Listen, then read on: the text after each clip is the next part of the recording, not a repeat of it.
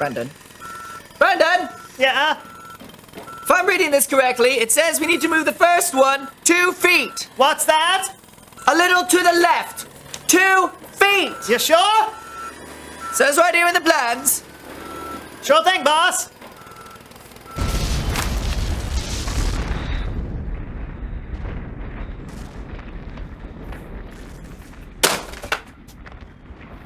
You sure you're reading that right? I mean, it might be upside down. What are those? Blueprints.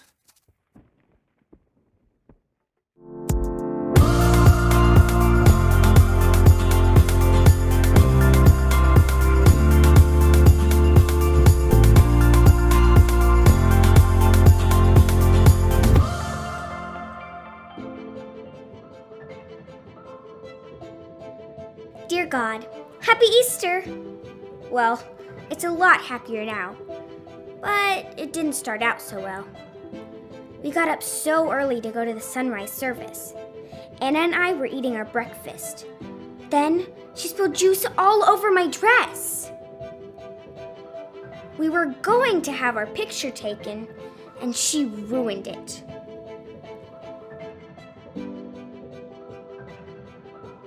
So, after several failed attempts, it was time to go.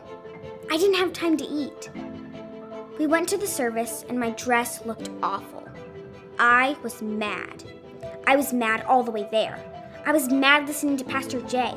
I was mad all the way back. I was mad.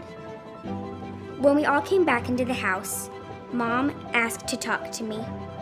She understood why I was mad, but said that I was going to let my whole day be ruined if I kept carrying all that around with me.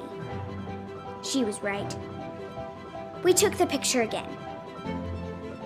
God, I'm sorry I let part of my Easter be ruined. Thank you for helping me to see how you want peace for everyone. Love, Libby.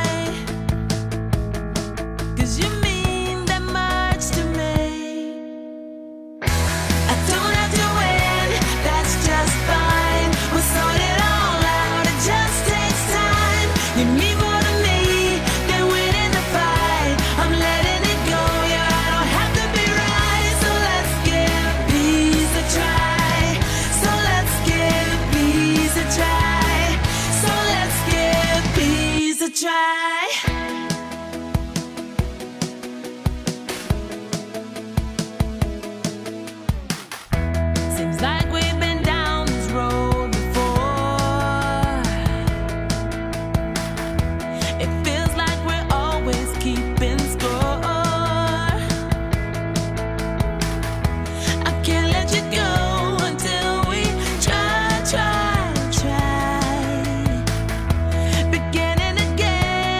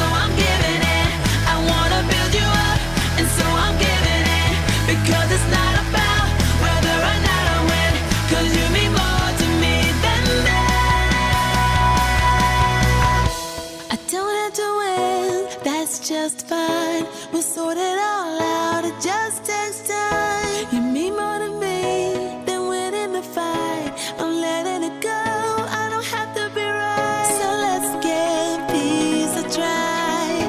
So let's give peace a try.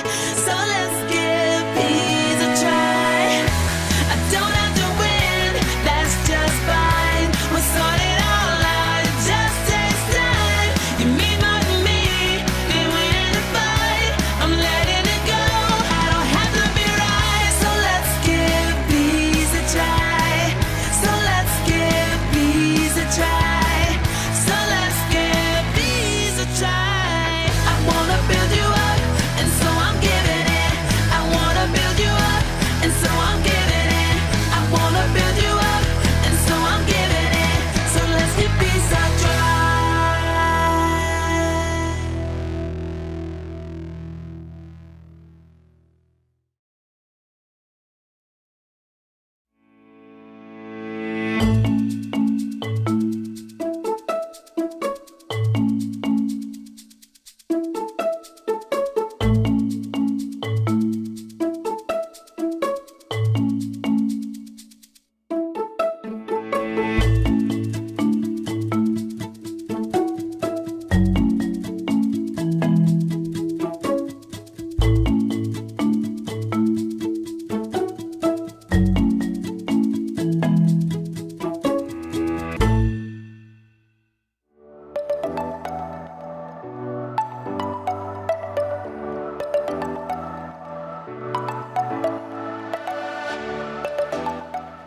What's up, everybody? It's me, Jacob, and today you're gonna help me solve a mystery. The case of the mysterious envelope. Dun dun dun! What do you think it is? Is it a thank you gift? A prank? A peace offering? Actually, peace is what we're talking about today. Peace is proving you care more about each other than winning an argument. But that doesn't get me any closer to finding out what's inside this package. I feel like I should be wearing gloves for this. Yeah.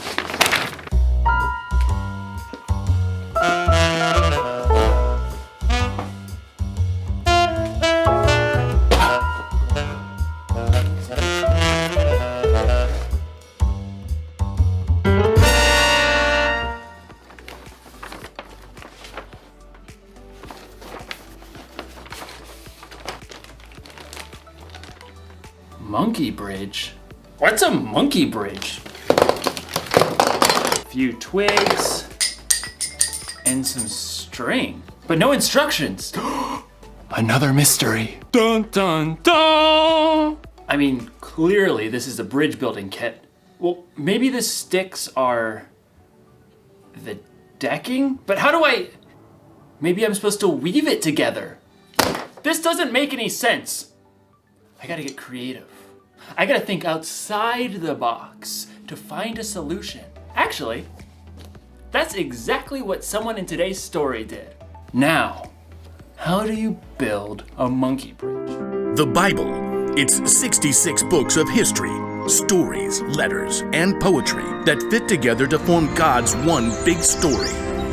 The epic adventure of how He created us and loves us so much that He made a way to rescue us. As we travel through the Bible, from Genesis to Revelation, we discover people who met God and found their lives changed forever. Now, for an amazing story, inspired by the book of 1 Samuel, chapter 25. God had promised David would be king, but for now, King Saul ruled Israel. David lived his life on the run, followed by a group of misfits who had become friends and servants. One day, they arrived in the desert of Paran, near the land of a wealthy man named Nabal, who owned 3,000 sheep. We'll set up camp here, man. At first, Nabal's servants didn't know what to think. Too many strangers around these parts. We've had food and sheep go missing. But David's men were honorable. They didn't try to steal from the shepherds. In fact, David protected Nabal's shepherds from any harm. Stay as long as you like, my friend. About time for sheep shearing, isn't it? Oh, yes. Nabal will hold a grand feast when it's all over. Your men have helped us, so they should share in the celebration. David called for 10 of his men and gave them a message to send to Nabal. On it. David's messengers hurried up the mountain to Nabal's estate and were brought to stand before him. Well, what do you want? Nabal sneered down at the men while he continued to chew on a fine leg of mutton. David says, may you live long, may things go well with you. Continue. He says, I hear that you are clipping the wool off your sheep. When your shepherds were with us, we treated them well and protected them. Now please be kind to my men. Please give us any food you can find for us. Nabal leapt from his seat and hurled the mutton bone across the room. Who is this David? Probably a runaway servant. Why should I give bread and meat to a nobody and his men who come from who knows where? David's men returned to camp and delivered the news. Oh, no, he didn't. Oh, yes, he did. Men, put on your swords. We'll make Nabal wish he hadn't. At no time at all, David and 400 of his men were marching up the mountain to confront Nabal. It seemed there was no stopping a battle. But Nabal's wife, Abigail, was far wiser than her husband. A servant told her what he had done. David sent messengers asking for food, but Nabal shouted and was rude to them. Go on. The whole time we were near them, David's men were good to us. They were like a wall, keeping us safe. You've got to do something now, or terrible trouble will come. There's no time to waste. Abigail quickly directed her servants to gather supplies and put them on donkeys. 200 loaves of bread. Check. 5 sheep. Check. 1 bushel of cooked grain. Check. 100 cakes of raisins and 200 cakes of figs. Check. And check. Well, you go on ahead. I'll follow. The donkeys, loaded with good food, started down the mountain. Abigail got on her donkey and followed. From the valley, David and his men were approaching. Everything we've done has been worthless. I watched over this fellow's property, but he's paid me back evil for good. We'll wipe him out. As David's anger grew, though, he spotted something along the path. A pack of donkeys. What's this? Well, it looks like they're carrying something. Food for a feast, I'd say. Behind the pack of donkeys, Abigail prepared for what lay ahead. I must stop this. The moment Abigail saw David, she slid off her donkey and fell face down on the ground before his feet. Please, let me speak. Let me take the blame for Nabal's actions. Abigail raised her eyes just enough to notice David's surprised face. He nodded. Don't pay attention to Nabal. He's always doing foolish things. I'm sorry I didn't get to see your messengers, but I've brought a gift for you. Right now, the Lord has kept you from killing Nabal and his men. Let the Lord deal with your enemies. Abigail rose to her feet. David and his men listened, surprised by the strength of her message. You fight the Lord's battles, so he will give your family line a kingdom that will last. He'll make you ruler of Israel. And when he does, you won't have a heavy load on your mind about killing people with no reason. The Lord will give you success. When that happens, please remember me. Abigail took a deep breath and waited. David smiled. Give praise to the Lord. He sent you to find me. May he bless you for this. You have kept me from using my own hands to get even. David's men unloaded the food that Abigail had brought. Go home in peace. I'll do what you have asked. Abigail made her way back up the hillside to her home. She had chosen to humble herself and do the hard yet creative work of making peace. In the end, Nabal paid the high price for his foolish anger, but God blessed Abigail. The fight between Nabal and David wasn't Abigail's problem, but she didn't use that as an excuse. She got involved. She acted fast, and she found a creative solution. You see, just because something isn't your problem doesn't mean you can't get involved. God has given each one of us unique talents and unique ways of seeing things. So, if you see people in a fight and you're the only one who can see a way to make peace, you should help them solve that mystery. Jesus showed us how important making peace was to him when he gave his life on the cross. We can make peace with others by being part of the solution. You can help calm an argument between two people by making them laugh. You can suggest solutions to problems that others might not see. Or if a fight looks like it might get dangerous, you can find a grown-up to help keep the peace. The one thing to remember today is this: you can show you care about others by being part of the solution. So this week, be on the lookout for creative ways to build bridges between people in your small part of the world. I'm gonna have to get pretty creative myself. Here's what the bridge is supposed to look like. Mystery solved. You know, if that bridge was full-sized, I could cross an entire canyon on that one thin little rope. But first I'd need to solve my fear of heights problem. Dun dun dun! I'll see you next time.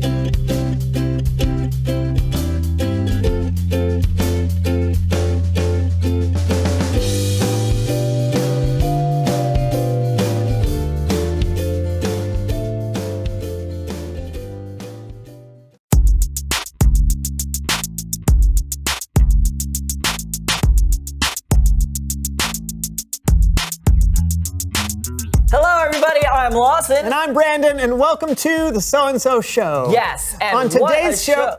Wait, what are you? Why are you talking over me? No. We discussed this over our pre-show cornflakes. We discussed no such thing. Oh, of course. See, you never listen to me. You hear me, That is but not you true. don't listen. I do Brandon. listen. Oh, do you? How would you ever know to listen when you're too busy being on your phone the entire time? I was looking at the intro to the show, which apparently you won't let me do. Okay. Was the intro to the show a video of a ferret doing the conga line on loop? It helps me focus. Your team in a funk? Yes. Feel like you aren't able to communicate? Yes. Then today's your lucky day. Hi, I'm Tanya, team motivator and influencer. Sometimes it can feel like your team is all over the place. Here. But with my proven team building exercises, I can take your team from here to here before it gets to here. So call Teams by Tanya today. Today. So it's just me and Brandon, and we are having trouble being a team. He's having trouble being a team. What do you mean I'm having trouble? There's no me in team, Brandon. Yes, there is. There's an M and an E. There's a me in team. There's no I in team. That's the saying. Gentlemen, it seems we're having trouble communicating. Yes. Brandon, turn towards Lawson. Lawson, turn towards Brandon. Now close your eyes. Without making a sound, I want you to mouth these words. I can't see you, I can't hear you. Good. Keep going, mouthing those words. I can't see you, I can't hear you. Good. Even bigger, but still without making any sound.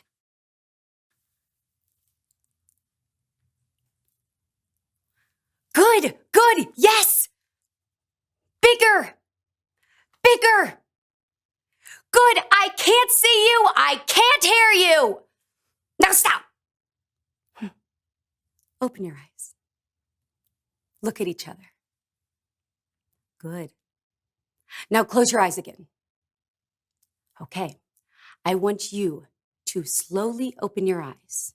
Very small, barely open your eyes. Whisper these words, Brandon, to Lawson. I see you and I hear you. I see you and I hear you. Even quieter. I see you and I hear you. Good. Lawson? I see you and I hear you. Good. Keep repeating that. And each time, I want you to open your eyes a little bit wider and get a little bit louder. I see you and I hear you. I see you and I hear you. Good. Keep building that. I see you and I hear you. I see you and I hear you. I see you and I hear you. I see you and I hear you. Louder! Tell them! I see you and I hear you. I see you and I hear you. Yes, louder! I see you and I hear you. I see you and I hear you. I see you and I hear you.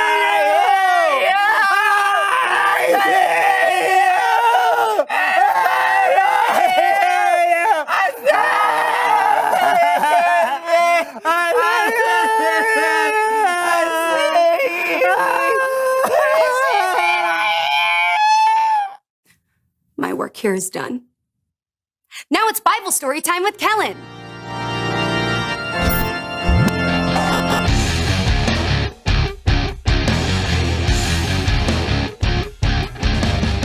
Hey, gents.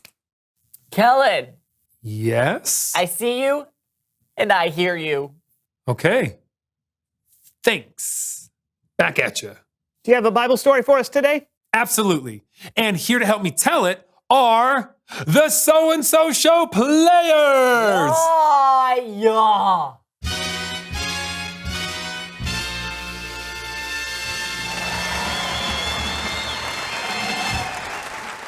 Today's story comes from the book of 1 Samuel, chapter 25. There was a man named Nabal. Nabal was known to be rude and mean, and he was married to Abigail, who was wise and clever. But we'll get to her in a minute. Now, Nabal was very wealthy. He had 1,000 goats and 3,000 sheep. And it was time for Nabal to shear his sheep and sell the wool. There's another character in today's story. His name is David. You might remember David as the shepherd boy who slayed a giant and then became king. This is that same David. But in our story, he hasn't become king yet. David was staying with his men in the desert when he heard that Nabal was shearing his sheep. Frances! Yes, David. I want you to go to Nabal, and I want you to greet him kindly for me. And then I want you to remind him of how well we treated his men when they were with us. And lastly, I want you to ask him if there's anything he can share with me and the other men. Go! Yes, sir. David's men delivered the message to Nabal, but Nabal's response was, well, So, David would just like you to remember all that he did for you, and then, would appreciate if you could find anything for us. I'm sorry. Who? David who? Son of Jesse who? Why should I give up my bread and my meat that I have prepared? Why? Why? The answer is not just no. It is no. Million times no. Be gone with you. Go. No. Go. Million times. No. Million times. Go. Million times. No. David's men reported back everything Nabal had said to them. No. No. A million times no. What? What? Men, put on your swords because we are going to destroy Nabal. David was angry. I don't have my sword. Maybe a little too angry. Now, Nabal was in big trouble unless somebody could stop David. That's where Nabal's wife, Abigail, comes in. Abigail, Yes, Frankie? Nabal just insulted David. David, the guy who's been keeping us safe while we watch our sheep. David's really mad, and I think he's out for revenge, so you got to do something. All right, people. Listen up. We're going to have to do this fast. I need you to go get 200 loaves of bread, Frankie. Billy? Grab 2 bottles of wine, and I'm not talking the small ones, I'm talking the big ones in the animal skins. Sure thing, boss. Sally? Yes, Abigail? I need you to get the 5 sheep ready to be cooked. You got it. And Frankie! I'm gonna need a bushel of grain. Okay. And 100 raisin cakes. Okay. And 200 cakes of pressed figs. Let's go, people! There's no time to waste! Abigail wasted no time. After she collected all the food, she loaded it onto the donkeys and met David, who was approaching from the desert. Ah! Can you believe it, men? How he has treated us? We have served him, and how did he repay us?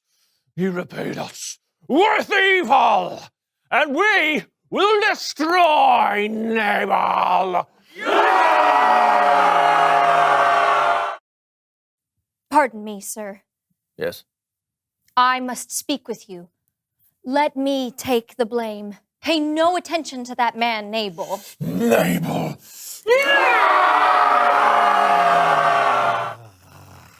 He's really not worth getting that worked up over. Who? Nabal. No. Eyes, right here. His name means... What? His name means fool. Yes. He does many foolish things. Oh, yeah. Yes. Oh, Nabal. So you don't need to kill Nabal, do you? Yeah! No. No. You see, God has prevented you from killing Nabal and his men. And I have brought many gifts for you to have. Ah, yeah. So you have. It's very kind. So you don't need to kill Nabal. God will take care of it. He's going to appoint you king over all of Israel, and you don't want to have to worry about how you killed Nabal and didn't have to, right? Yeah, you make a lot of sense. Thank you. I just ask that when you're king, you remember me. All right. All right, go. You may go in peace. I have heard what you have come here to say, and I will do as you have asked. Goodbye. So Abigail returned home and David stayed put. With her quick thinking, Abigail was able to make peace. The end. Great story, Kellen. Thanks. And many thanks to the So-and-So Show players.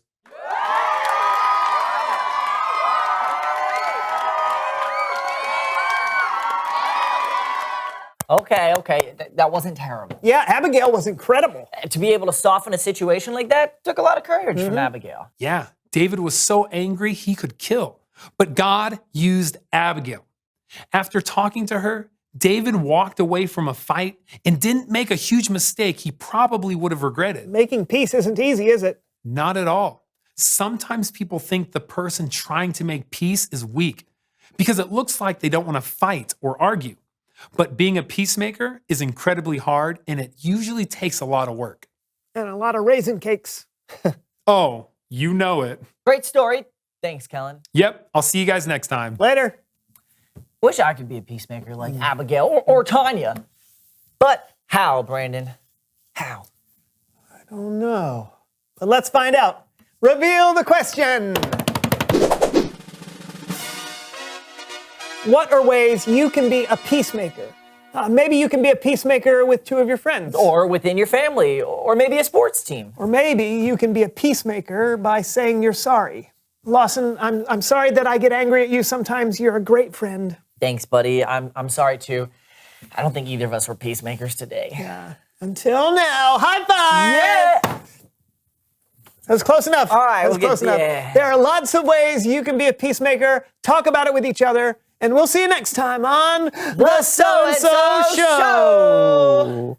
I can't see you. Good. Oh, I can't hear you. What did you say, Brandon! I can't see you. Tanya! I can't see. Are my hands still over my ears? I can't see you. Why are my eyes closed? I can't see you. I can't hear you. I can't see you!